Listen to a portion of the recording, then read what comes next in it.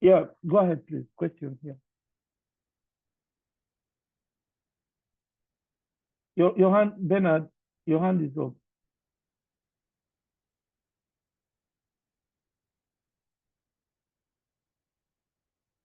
All right. Again, once more, welcome. So today we're looking at resource mobilization, and why are we looking at resource mobilization? Um, like I said earlier when we started, that for most organizations, resources, generating resources are usually like a big focus for them. And then you'll be wanting to have trainings on fundraising, training on resource mobilization and so on, or you want training on how to write proposals. But today we're focusing on the bigger picture. We're focusing on how to mobilize these resources that you need. Okay, how are you able to um, identify, how able to look at your key building blocks within your organization and develop the strategies that you can use to become successful. So I started the series last week or in 2 weeks ago, and today we're looking at this now. So I want us to go back to the basics to get it right before we now delve into proposal writing or seeking for grants. So first is what is resource mobilization? And we've said that it's an act of increasing your funds as an organization or also increasing um, other resources that you need. And for you to be able to mobilize these resources, you need to know what is needed, okay? And also you need to know who do we have out there who might help us to meet our needs. Do we have the skills to be able to go after these opportunities? Do we have plans in place?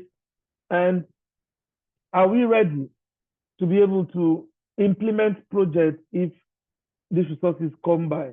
So that's really what resource mobilization is. It's about looking at the gaps within your organization, looking at the needs that you have, and also determining um, who can help you solve those needs, and looking at what opportunities are there within the ecosystem you're playing, and whether you have the skills to actually go after those opportunities. So it's one thing to know that there are opportunities. It's also another thing that you are able to go after those opportunities you see. And resource mobilization has a cycle. It has a cycle. There's a process with which you go through in mobilizing resources. So I want you to pay attention. Today's training is really about a very practical approach that we're looking at. So there are lots of tools that you're going to see, which you can develop and go back to use. So it's really less theory, just a few slides that I want to run through, but they are really very practical approaches that I want to use. So if you look at this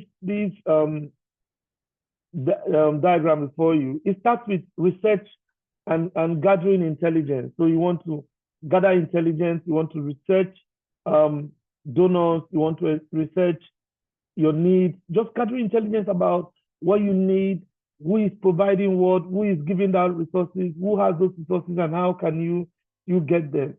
And you want to explore whether those people with the money match you. Now, there are some organizations that have resources, but you cannot go for them because they don't match the kind of organizations that you work with, or you don't match them.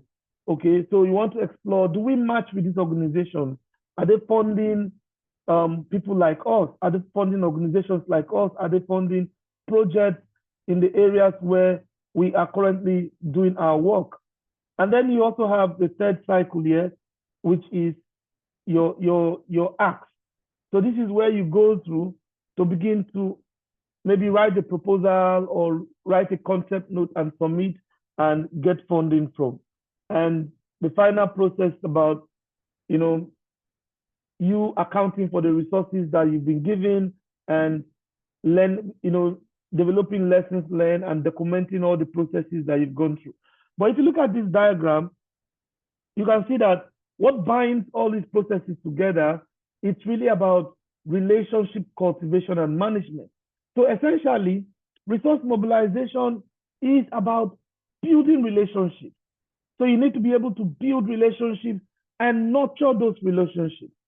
So many people can build relationships, but then they fail to nurture those relationships. They don't keep in touch with people. They don't keep in touch with organizations. You know, we in as much as we are organizations and then your donors are registered corporations or organizations, they are run by human beings. And at the heart of humanity is about relationship, it's about connection. You know, people would continue to give you resources. One of the things I found out is that when people like you, they will keep giving you resources. Even when you make mistakes, they will rather, instead of abandoning you, they will rather come and help you, you know, within those mistakes and guide you to keep getting money. So resources is just about relationships. And that's one of the things that I want to talk about today as we go on today's show. Now, again, another slide I want to show you is on the roadmap to resource mobilization. I've shown you the cycle, you know, the process that resource mobilization follows. But now, this roadmap shows you in more detail what you need to know. So I said the first step that you want to do is you want to be able to identify resources and the needs that you have. Remember, in the other slide, we talked about intelligence gathering. So this intelligence gathering, you want to be able to identify the resources that you need. How much do we need? What are our needs?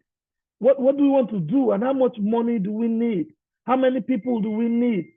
That's what you want to do. The next one is find and match resource providers.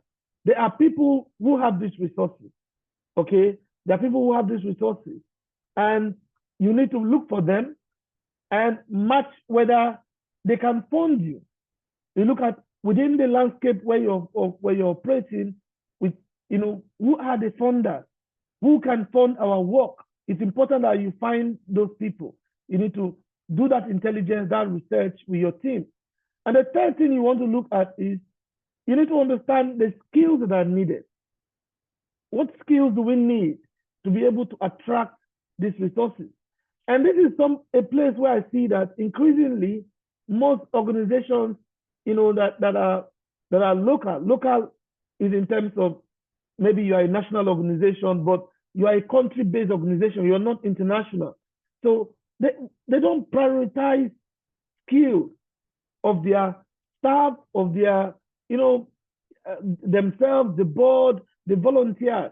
We don't do that. We sort of the thing that the staff need to develop themselves, or that maybe your partners, your INGO partners need to now come and develop you or build those skills.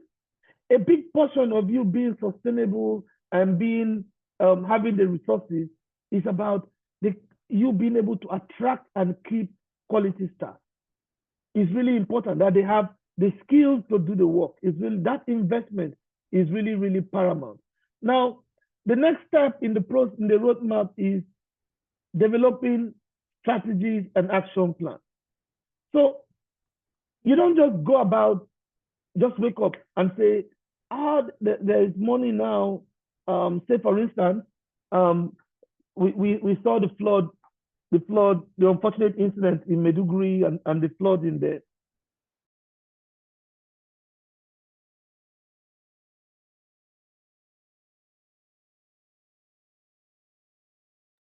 Really, really sorry for that. I had some network challenge.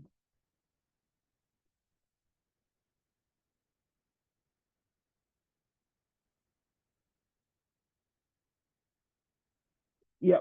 So can you hear me now? Yes. All right. Thank you. So I was saying that the third thing you need to do in the process is about understanding skills that are needed. And I'm now in the fourth one, which is developing strategies and action plans.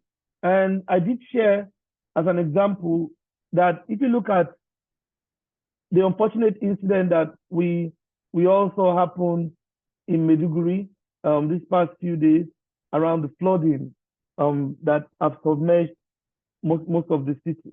So if you are in the humanitarian sector, if you're like an NGO that your core work has to do with disaster and then humanitarian responses, you'll see that most of you within that space will be looking for funding to support the victims of that flood, of the flooding there.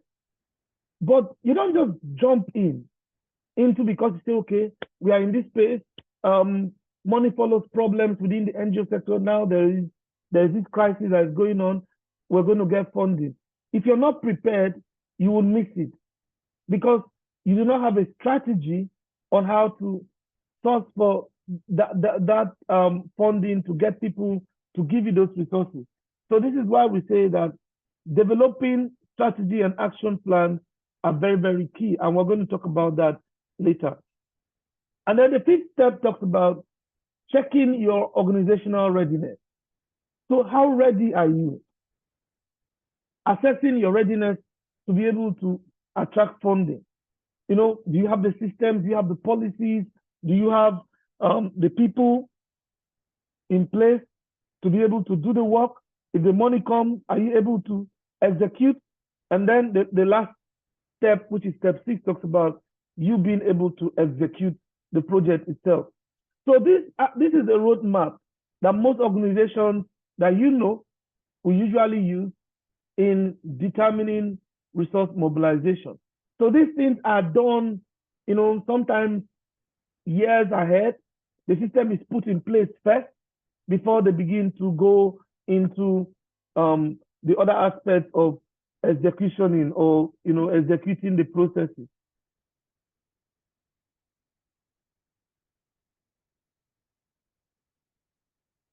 Now, the first thing I want you to look at when going after resources or trying to do a resource mobilization strategy is to first of all determine how much do you need. If I ask you now, do you know how much you need to implement the projects that you want to implement this year? Do you know? Do you know in dollar terms or in naira terms how much exactly you need in order to stay afloat today? A lot of people do not know that, but it is essential that you understand that. It's essential that you have to review your organization's current resource situation. Okay, you want to be able to know, okay, where are we financially? We want to do 10 things. How much will it cost us to be able to deliver on these 10 things that we've determined that we're going to do? So you set your target based on the activities that you have, the programs that you have, your thematic areas. And this is where having a strategic plan is very, very important. Because within the strategic plan, you would have determined the various projects or programs or activities that you want to carry out each year. And so then after you've determined that, you'll be able to cost those activities or cost those projects that you want to do. So that gives you an idea of how much you need to have in order for you to stay, let me even use the word afloat for that year.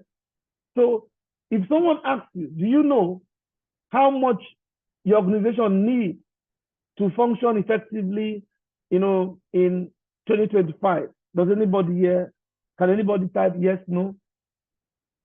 I mean, we've done that exercise that we know, we already know that based on our strategic plan, this is how much we need to have each year, to be able to successfully implement the activities that we've defined for ourselves. Yes or no on the chart? Do we know? Okay, thank you. All right. So having that idea of how much you need is very, very important. Now, another consideration when you're determining how much you need is about having sound financial management in place. Because you need to have a good accounting system whereby you're able to budget for the entire organization. And this will really help you in determining the best procedure you will use in getting the funds that you need. It's important. Like, you need to know how much you need. If you want to start a business, you need to know how much you need to successfully launch that business, to at least pay workers for 6 months, to get an office space. Because you know that when you're starting a business, you're not going to be profitable immediately. So it's really important that you have that idea about how much exactly do we need to stay afloat. And then the other thing that you will need to do is you need to have a resource timeline. So the resource timeline lets you know when you should be expecting to have this money. When exactly these resources you're looking for, when exactly should you be expecting to have them? So that the money still makes sense to you if the money comes now. Because you have a situation whereby if you do not know, if you don't have an urgency to it, don't put timelines to it, you will not know if you're behind or you still have enough time to be able to get the resources that you need. Now, this tool here is called a resource timeline matrix or a resource timeline worksheet. And here you would if you look at the first column, it talks about the various programs or activities that you have within your organization. So maybe it could be activity, maybe salaries of staff, administrative resources like rent and so on. Then you can now go down to the programmatic activities, each of them, you list them there. Now, the next column talks about the resources that you need. So what is required? What are the things that you require in terms of money, in terms of time, it could be in terms of personnel, whatever it is you've identified as a resource, you state it here. What is required? What do we need to implement this WASH project? What do we need? How much money do we need? How many people do we need? And then the second aspect of this same column looks at what is available. Okay, you don't have to start from zero. So you say you need 100K. What do you have? You say, okay, I have 2K. So that means you don't need 100K. You're looking for 98K. That's what you need. What you need now is, subtracting what's available from what is required. You require 100,000, but what is available is 2,000. So you are now left with, mobilizing 98,000. So this helps you to ensure that, you have a sound idea about what you need. Now, the next aspect talks about the resource gap. Okay, the resource gap, which is what I've mentioned now, to say that you require 100,000, you have 2,000, the gap that you have is a shortfall of 98,000. So that's the gap that you need. You need 98,000. So the fourth column is about the resource provider. Who are the people who can give us this money? Who are the people who can give us this skill? Who are the people who can give us these instruments, these equipment that we need? And the fifth column looks at the timeline. Okay, what do we need in year 1? What do we need in year 2? And what do we need in year 3? Maybe you don't want to think that far. Maybe you want to think around a 12-month period. What do we need in month 1? What do we need in month 2? What do we need in month 3? Or you want to break it down into quarters. What do we need in quarter 1? What do we need in quarter 3? What do we need in quarter 4? How much should come in quarter 2? It's really important that you have this business mindset when, running your NGO or operating an NGO or working for an NGO. I know that it's not everybody here who owns an NGO. Some of us are actually working for people or working for organizations. But you need to have this mindset so that you know that, okay, this is what we need. As a senior leader, as a manager in your organization, you need to understand this information. It doesn't have to be that you must be the ED or a board member to know this. Everybody within the organization needs to understand this. And the sixth column there looks at resource classification. Now, the classification means that for every resource that you have or you desire, you need to put it into two categories. One is restricted income or unrestricted income. So resource classification, these resources you need, are they restricted income or are they unrestricted income? So restricted income are incomes that, donors give you for a specific project and you cannot use it for something else. While unrestricted income, in a nutshell, talks about the core funding that comes to your organization. Maybe you get funding or support for capacity building or for just, supporting the sustainability of your organization, paying staff, paying rent, paying insurance, and every other thing that you need to run your organization. So it's really important that you classify them under that.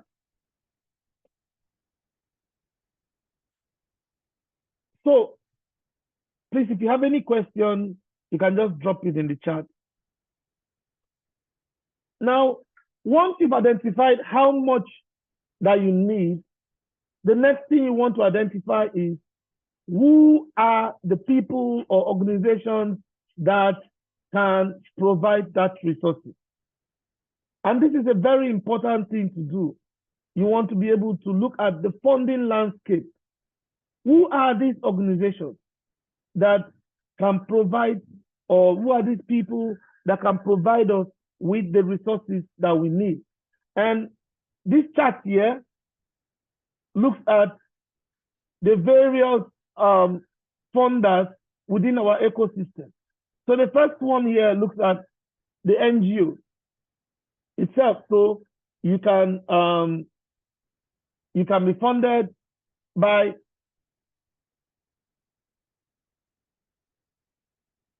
is there a sample example of what the table, the previous table? Yes, the previous table. Hello, okay. Can you hear me?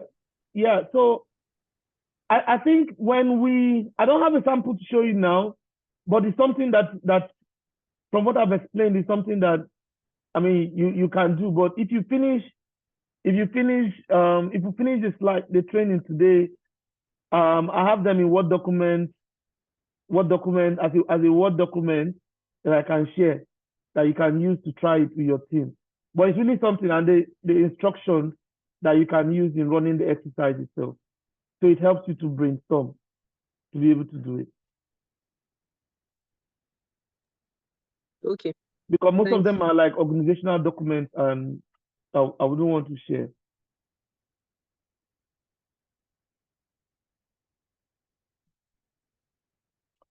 All right, so now if you look at this picture that you have on the screen, I said that after you've determined the resource timelines and the needs that you have, the next thing you want to do is look at the resource providers and the opportunities that exist for you. So you need to have an idea of who are the funders within the locality where you are, or within the country where you're existing. And I've said that there are NGOs that fund, that can give you resources, people your size, people who want to do top grants, they can give you resources. They've gotten it, but they need you to go and implement. Maybe they are at a national level and you are operating at a regional level, and they want you to, and they are working in that region or state where you are currently operating, and they reach out to you to say, we have this project and we want you to come and partner with us so that you will be the one to implement it in the field based on your experience, the resources that you have within that area. So they meet you. Now, other sources that you will need that can provide you with funding that I've seen could be friends. People. There are people who have family members who are wealthy, who are rich, and they meet them to donate to causes. And if you've seen individuals, colleagues, even people from the same organization, people that you work together, if there is a cause, for instance, now, using this flooding again, if there's an appeal that your organization wants to develop a funding appeal to support the victims of the Maiduguri flood, and even people within the same organization also donate because it appeals to them, it appeals to their conscience. They've watched it on TV, they've seen the devastating effect it has on people, and they want to contribute no matter how small. So friends, family, colleagues, they all are able to provide resources, for the activities that I want to do. Sometimes people that can give you money, you have businesses within the country where you're operating, businesses do give funding. They want as part of their corporate social responsibilities. NGOs give, professional associations, faith-based organizations, coalitions. Many of us are part of coalitions and networks. So your networks also, reach out to give you resources for the work that you are doing. And then you have at the national level, government agencies, be they state and federal government, they do give. There are some ministries of government that partner with NGOs to do certain aspects. It's not all ministries of government that want NGOs to come and give them, but there are some that have a budget. There are some that are getting these grants, and they want to implement them. So they need civil society partners or NGO partners to work with them in implementing those projects based on your expertise, based on your capacity. So I was listening, watching the TV sometime, and I saw that in Nasarawa State they were distributing rice, so they needed to partner with some NGOs to be able to determine the beneficiaries and ensure that the rice they were distributing gets to the real people that should have it. That's how it works. That you are able to get those kind of support from there. You're also able to get from corporations like banks, like these big companies that do exist. They're always wanting to give back to the society and partnering with NGOs, to do certain activities just for to ensure that people are aware of the support that they are also administering to communities. So these are some of the ways that you can also get resources. Now, and then you have at the international level, you have multilateral organizations, country agencies, USAID, the British government, FCDO, all these embassies, they are always doing one small grant or the other, or even promoting bigger grants as well. We have INGOs that we know most of us here are partners with international organizations who receive this funding from maybe the EU or from the United States government or Canadian government, and they want to implement, and they need local partners to partner with them. That's some of the ways where you can get. You also have bilateral funders, the banks, the big banks, Africa Development Bank, the World Bank, all these institutions are giving resources to people, to organizations. People get them, organizations do get them. So the question now is, how am I able to attract these people to be able to fund me? That's what this training is about. It's about how you are able to get resources from these funders, to be able to support the work that you are doing.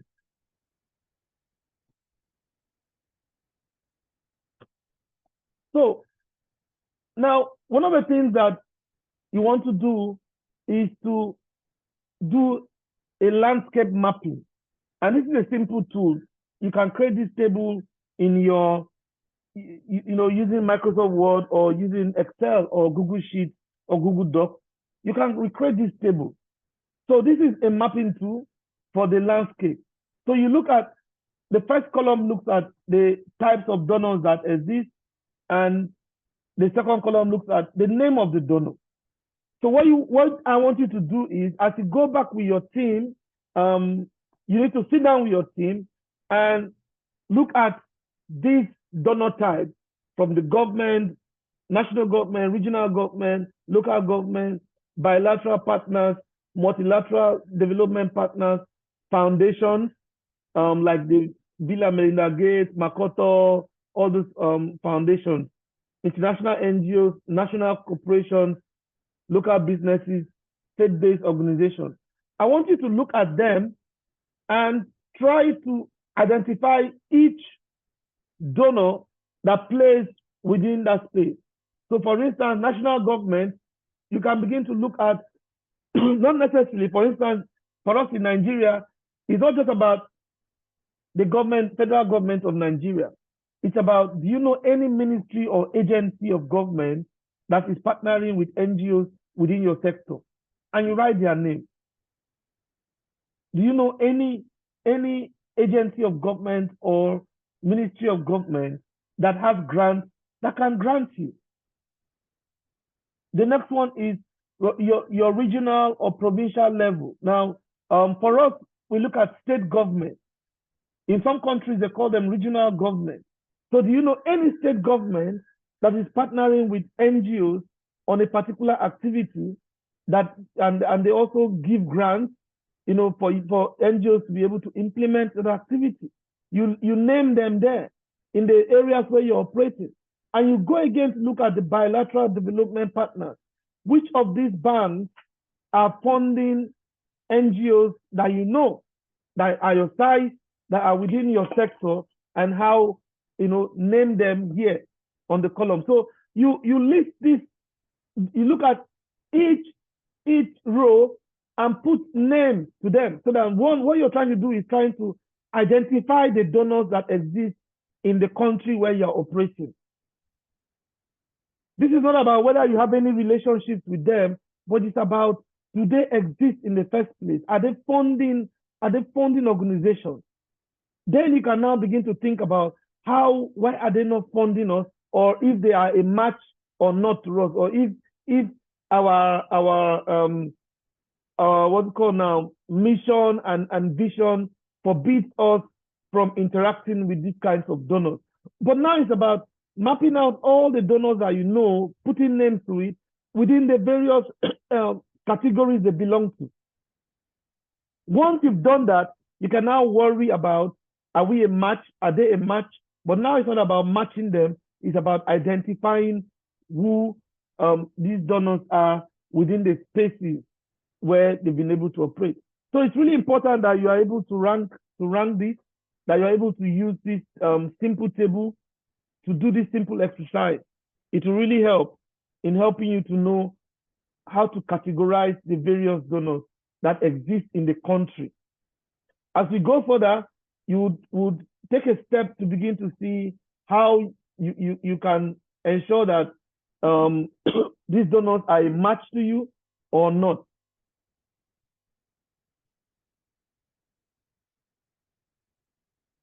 Now, another thing I want us to look at is mapping individuals.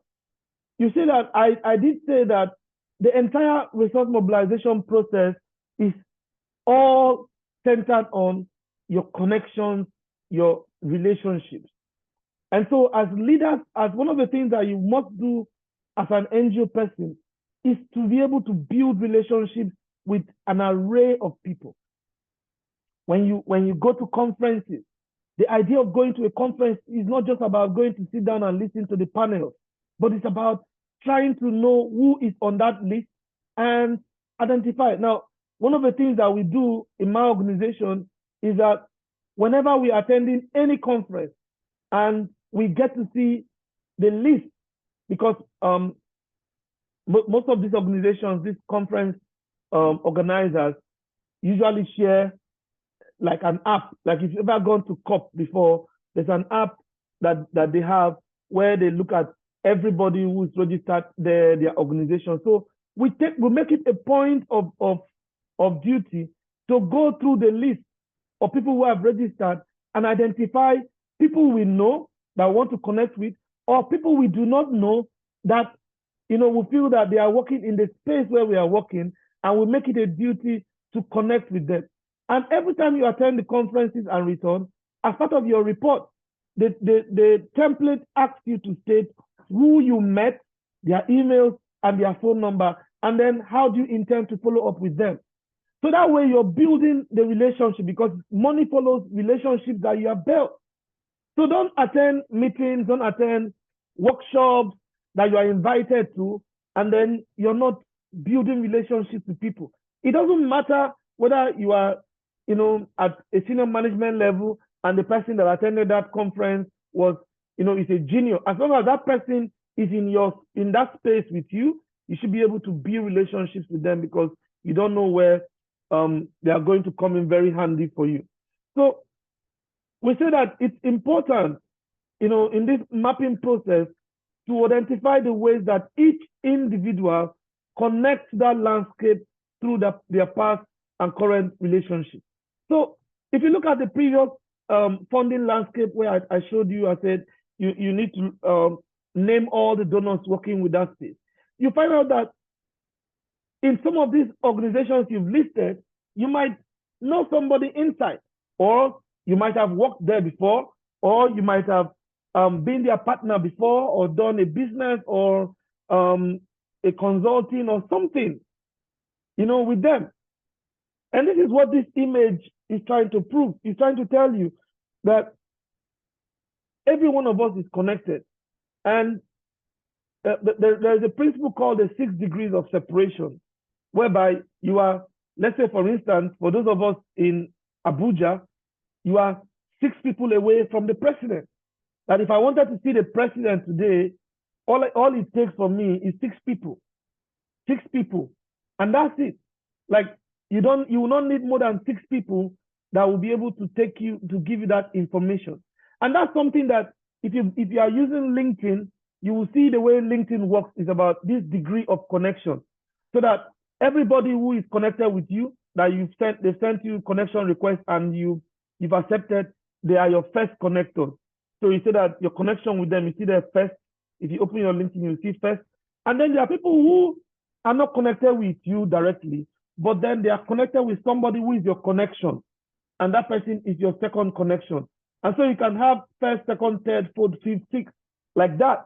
So So it's easy for you to connect with anybody, even using LinkedIn, based on these principles of connection, that this is my first connection and this is my second connection. So anybody who is on your second connection, when you send them a connection request, the app prompts them that this person you have mutual connections with this person. And if they respect that, the other individual, then you see that they would yield to your request and accept your connection. So it's important that you think about, who do I know? And when we ask you, who do you know, you have to look at your formal connection and your informal connection. Because money is just about getting funds within the NGO sector. It's about relationships. Relationships. The people that get this money are the people that are well connected to certain individuals or certain organizations. And that's something I've seen. I've been in a position where I've been giving grants to people. And most times the decision that I take is not necessarily around the quality of the proposal that I see before me, but it's about how connected I am with the person. Like I'm saying, I know somebody in this organization, so I feel obligated to help them. And the proposal might not be the best. I mean, we have received like 5 proposals, and I have to make a decision. And I have to go to my director to say, I'm recommending that we give these people this proposal. Yes, this grant, their proposal doesn't make more sense, but I'm willing to sit down with them to, just to help them to do the work. And for me, it's more important about the relationship we have with these guys than with this other one. It will be easy for me to manage. I'm willing to support them. That's all. And we give the money to them. Whereas there's somebody who has written a brilliant proposal, yet the people there do not appeal to me. That's how these decisions are taken. So you have to build relationships. So now back to who do you know within your formal network? Okay, people that you've worked with before, people that you're working with currently, people where you belong to the same civic club or the same network of organization, the same professional network, or the same association, the same coalition, people that you attend working group meetings with, people that you've attended workshops with, those are your formal network.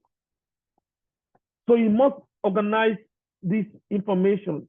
And this is something that you have to ensure that every of your colleagues map these relationships. Who do you know in your network? The other one is your informal network. Okay, people within your informal network are people that you know, but not within the work environment. So they could be like your friends, your people in the same place of worship, people where you belong to the same cultural group, your classmates in secondary school, your classmates in the university, your neighbor, the people you buy from. All these people are connected. See, it's not about who they are, but it's really about who they may know. So you might just say, okay, the guy I know in this organization is a security guard. No problem. It's your connection. You'll be amazed the kind of influence the security guard has.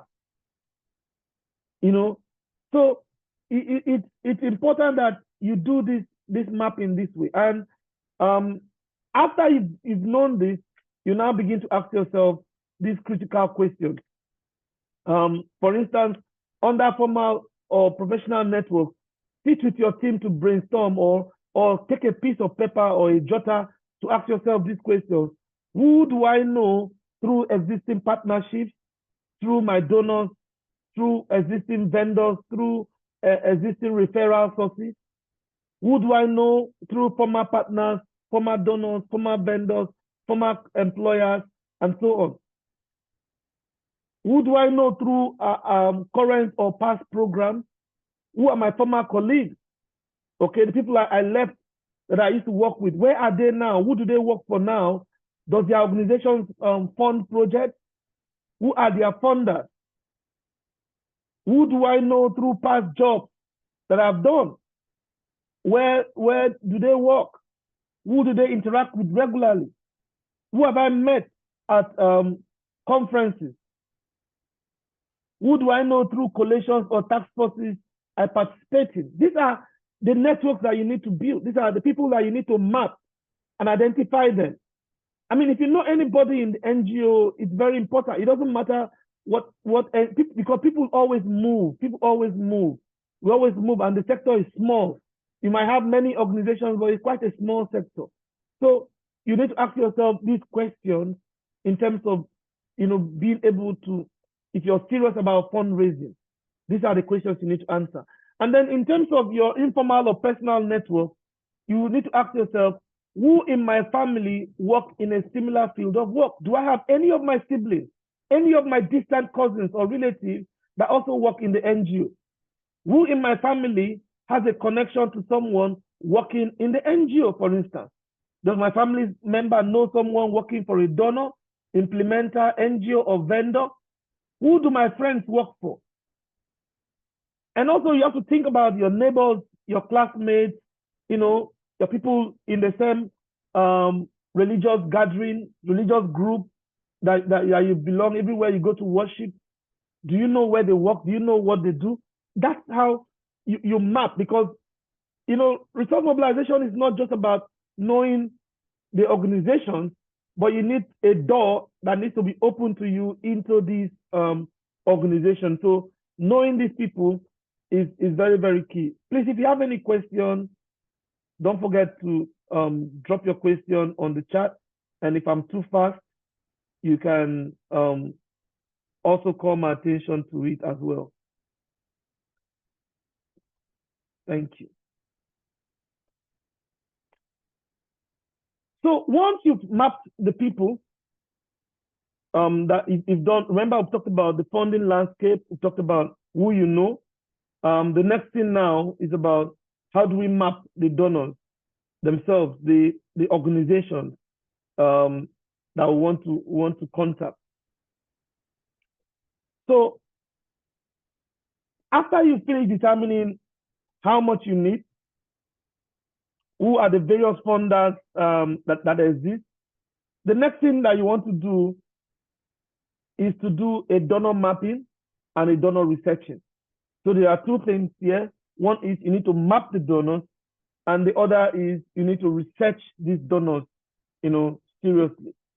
And you need to do this because we do not usually have time within the NGOs. But I tell you something, the big organizations that always do these things. They can spend a whole quarter, 6 months just developing their mapping strategy, just mapping, gathering all the intelligence. And that's why it looks like they keep having more funding. It's because they spend the time to do this work. It's a lot of work. All these things we're talking about in less than 1 hour now is a lot of work. A lot of work to do. But if you really are serious about funding and getting the resources you need, then you need to do this. And for those of you who are in this training and you don't mobilize resources, it's important you just know how these things are done, because you don't know where the knowledge is going to come in handy, in the future, where you might need this knowledge to be able to do this, as you go forward or move from one organization to the other. So doing this will save you a lot of time, a lot of money later on, and you'll be able to better focus your time and energy in ensuring that you are going after the right opportunities. Now, in mapping donors, there is a tool called the donor mapping matrix. Like the other tool, it has columns and rows based on the names of the donors you've identified.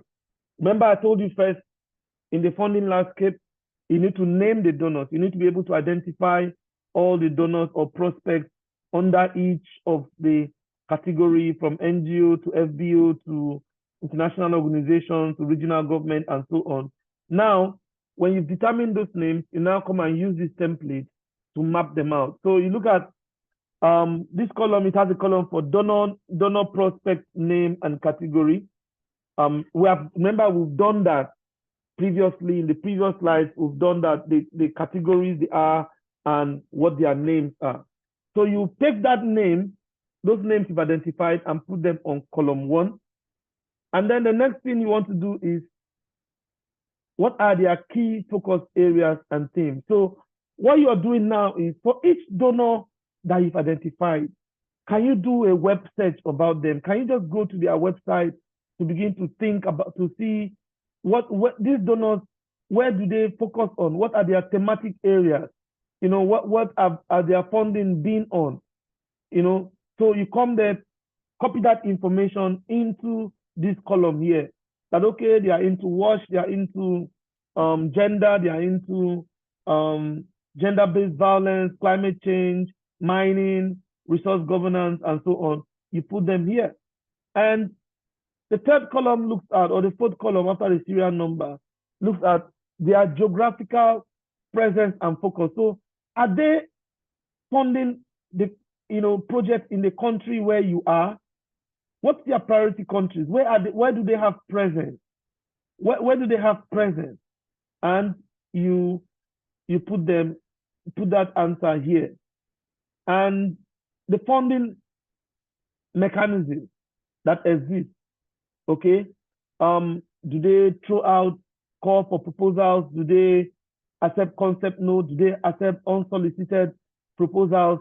How do they give out this money or these resources to the partners?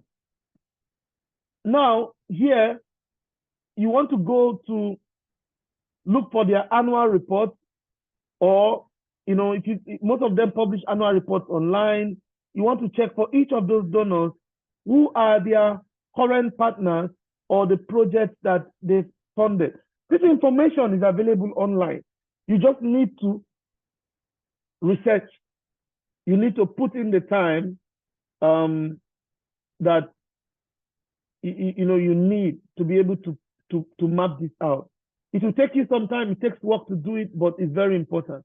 And so here you're looking at what are the current projects or partners that they funded. It's there. Projects they funded in the past, it's there.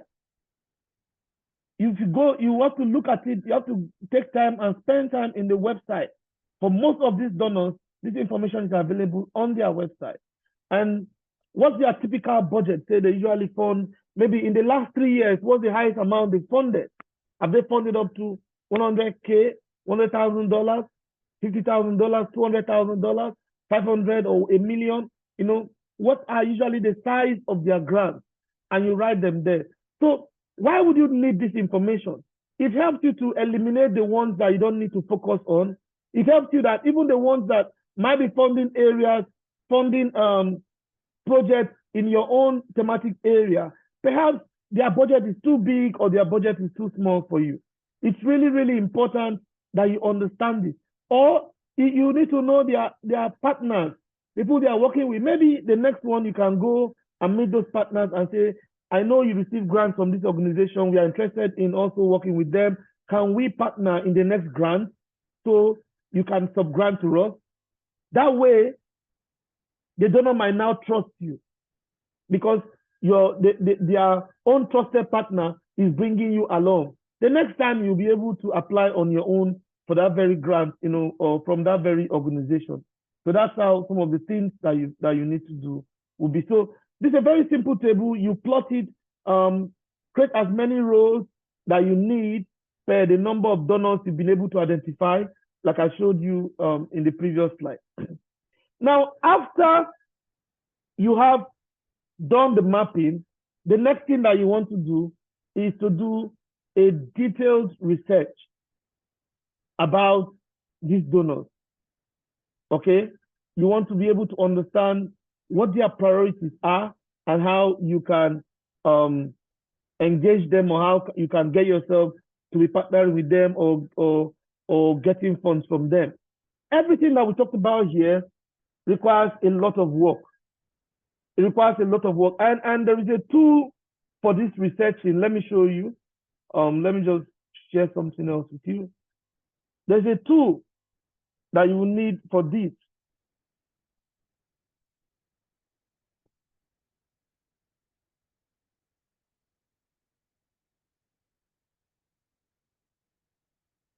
So this is the researching tool where you would use for each donor, you will type the donor's name here, and then you can begin to ask yourself these questions under funding. So you have subheadings like funding, people, areas of exploration, that you need. So under funding, you need to know, what does this donor fund?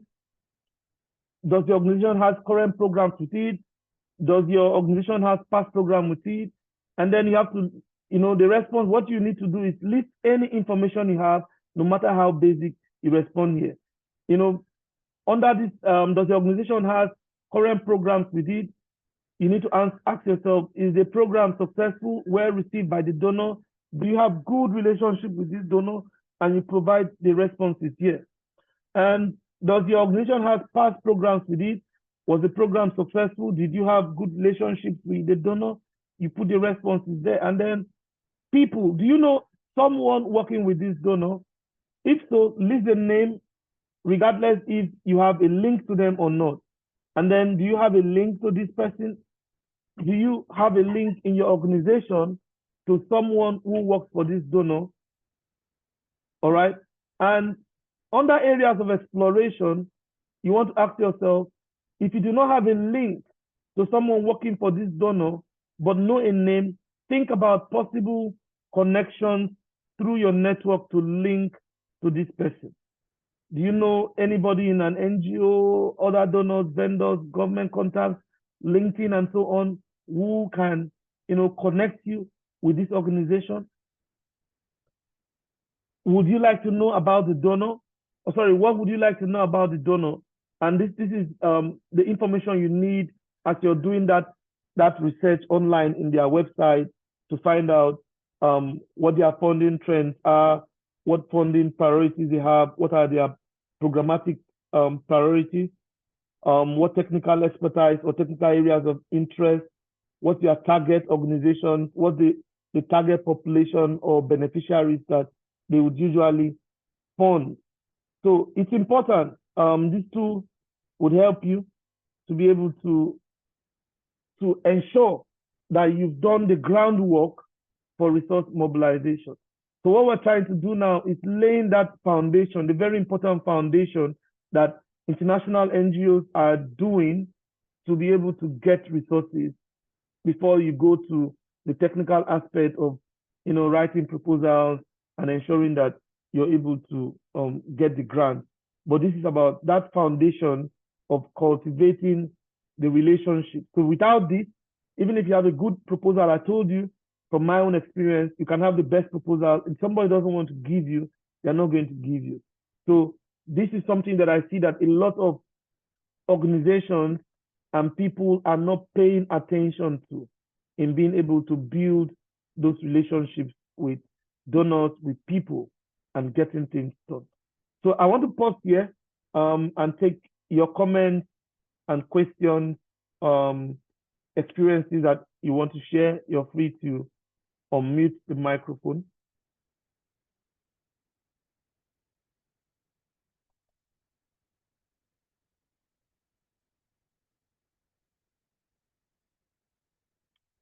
Any questions, any comments, any feedback anybody wants to share? The floor is open.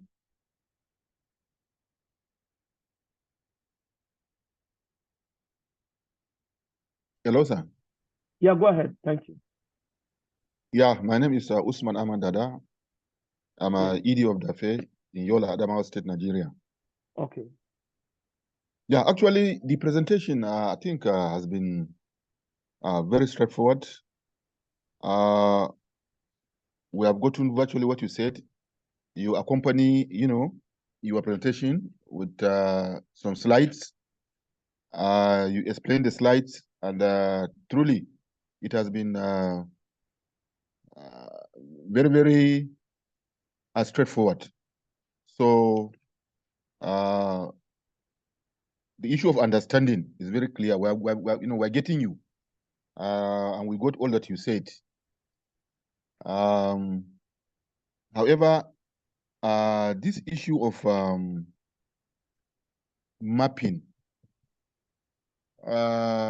vis-a-vis the issue of research, the tool you have just presented now, is there any other form, any other form of the tool, or I mean a simplified version of the tool, or the one you presented is the one that we can mostly use, or we can have a simplified version of it? Because the tool is very straightforward. I mean, hello? Yeah, I can hear you. Go ahead. You're getting me? Yes. Yeah. So these tools, the tool you're talking about the research now, especially donor mapping, can we maybe after this lesson got a simplified version of it, or we are just to stick with the one you are just giving us? All right, thank you. So what I can do after now? Thank you. Over to you. All right, thank you. So in terms of the tool, what I can do is I can share like the Google, a Google Doc or Microsoft Word for you, and then or when I have the time, I can create it in Excel and share. But I do have them in Microsoft Word so that you can just go and complete. I mean, I think for us it's been well there are other tools, they are quite complex, but one of the things we've decided to adopt was bringing tools that people can easily do, even if you don't have the resources to get a software, to be able to do it. So that's why I try to use, if you keep it the way it is. So what I can do, Hamad, is that I can share the Microsoft Word version of this tool. So you just go and complete, and there are going to be like guides, questions to guide you as you go through the process. Questions like like a facilitator talking to you to say, ask yourself these questions when completing this particular table. I can do that. Yeah, thanks. Okay. Any other? Yeah. Do we have any other comments?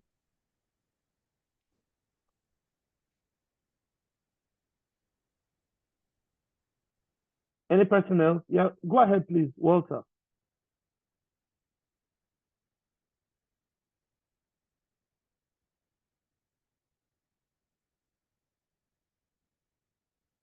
Any questions? Any feedback anybody wants to share? Any experiences anybody wants to share? Please go ahead and share.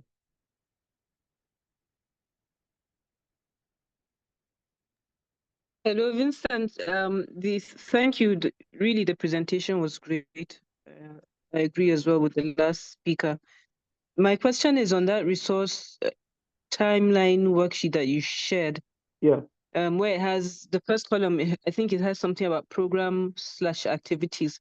Yeah. Is this something that we would use, like if one has a strategic plan, since we are because when you say the program/activity, would it be like you just do maybe you in a separate sheet you cost for all the activities for that program, and then in the program you now put the amount there? Okay. I'm just trying to get some clarification. Okay, so it works. It can help you for strategic planning in terms of being able to cost your strategic plan. It can also help you in your annual budgeting that you're doing. So some people have budgets that they do for the entire organization, which is the best practice, where all the programs will submit. Maybe you've decided, okay, 2025 we want to do outreaches. So under this column 1, you can just put the various outreach there and how much, based on the budget your project manager sent to you, how much do they say they need for these outreaches? What's it like say, okay, they say it's 10 million naira, for instance, to do the outreach. How much is available? Does the organization have any resource available of this 10 million to support? It can be yes, it can be no. So if it's no, you can put 0 there. And then the next one is the resource gap. So how much would you be requiring?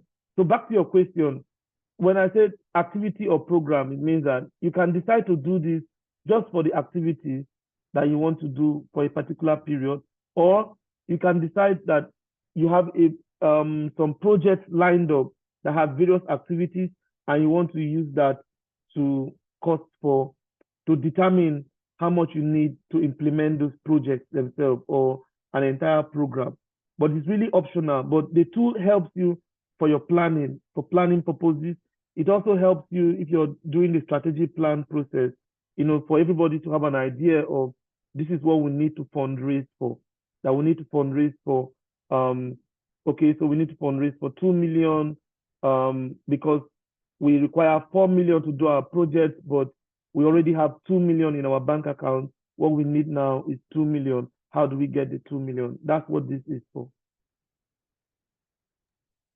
Thank you. This is very clear. I understand now. Thank you. All right, thanks. Okay, any more questions, comments, observations? Yes, sir. Yes, sir. Sorry for coming for the second time. No problem. Yeah, but this issue of budgeting. Yeah. Actually, we're supposed to have a strategic plan. Mm-hmm. But how do you relate a budget that you propose for for instance, 2025, 2026, when actually you don't know the actual activities that you are going to undertake? So I just want to help us explain this issue, because I believe that and whenever you talk of budget, you always you must know the sources of the income you're going to get, and these sources of income are not there. You're not sure of getting them. Yeah. So what is the relevance of budgeting for all those years to come when actually you don't know whether you're going to get more or less? And if you line of activities that you want to implement, but actually the sources of funding again is not there. Yeah. So truly, I want you to highlight to us, the relevance of having a budget that the source of income is not certain. Thank you so much. Over to you. All right, thank you. So, the budget itself is an estimation tool. So when you're estimating something, you're projecting to say this is what I need. It doesn't mean that that money has to be there before you have a budget. So the good practice is that if you have a strategic plan, because I think you've mentioned that we have a strategic plan. So if you have a strategic plan and it says that this is where you're going to, and this is the goal you want to achieve. So in achieving that goal, there must be certain actions that need to be done for you to be able to achieve that goal. So those actions should be broken down into small activities, and then cost it. For instance, let me just, you are in Yola. If I say that I want to come to Yola, I need to know how much it will take me to come to Yola. Say I can say and say I want to fly to Yola. Do I know how much a flight is from where I am to Yola? I need to know. That's what a budget. Budget helps you to know how much it will cost you to make that activity. I said I want to come to Yola, but I don't have the money. But first I need to know how much I need to have to come to Yola. Then I can now go and see who can give me money to go to Yola. The budget doesn't mean that you must have somebody who has promised you money, but that it tells me that these things I have planned to do this year, within the team, you will tell your staff that these things are dependent on funding availability. You don't need to have the money to prepare a budget, but the budget helps you, one, to be able to source for money, and two, when you have that money, you know how to spend it based on what you have already planned. So it's good practice to have, and you don't wait till you come to 2025 to start budgeting. Right now, I'm in the middle of planning and budgeting, and I must finish it for 12 countries by October, because it has to go to the board and they have to approve it. Most of those things, the money is not there, but it gives us an idea that this is what we want to do and this is how much it wants to cost. And so this is how much we need to fundraise. That by March, for these activities, want to plan to do them by March. And when we are not able to get the money by March, we shift again into the next quarter. That's why in project management, we say that you have to treat your plans and budget, as what's it called now? That they are not rigid. They are not rigid. There are things that you can always update and change. If you said I want to do an activity in March and it's going to cost me 1 million, if you wait in February and in March money did not come, nothing happens. All you need to do again is that you need to shift it and say, okay, in the next 3 months, I'm going to do it. I have activities that I wanted to do this year that I couldn't do because there was no funding. And it doesn't mean that I shouldn't budget for them, but it gave me an idea of how much we need to sort. So that's what budget is, sir. I can take just one more comment or question if there is any.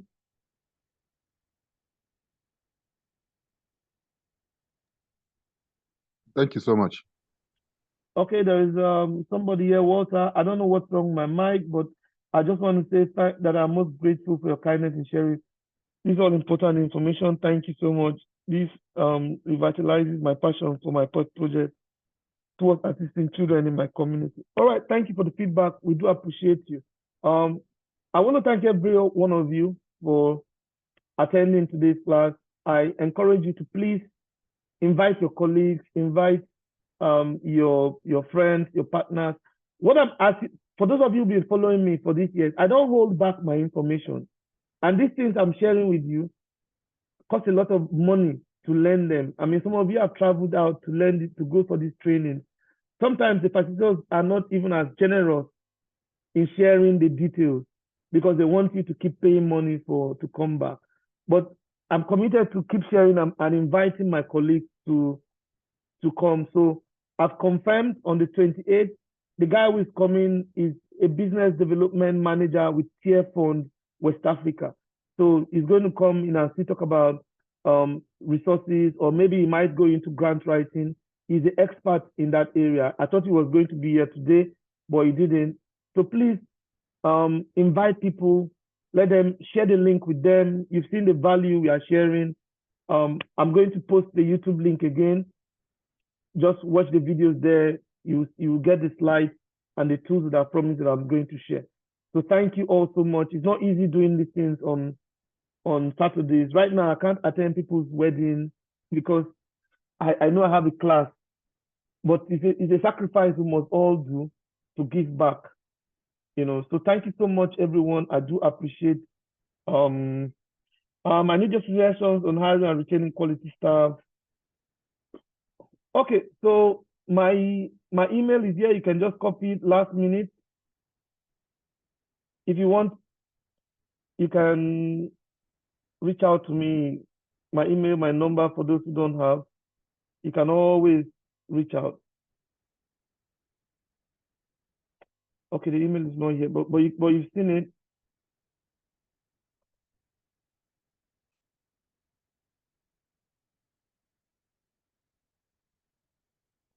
So I've just dropped my email.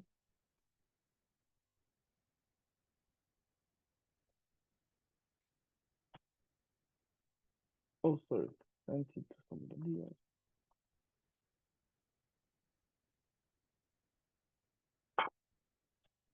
All right. So thank you once again. And this is where we are going to call it a day.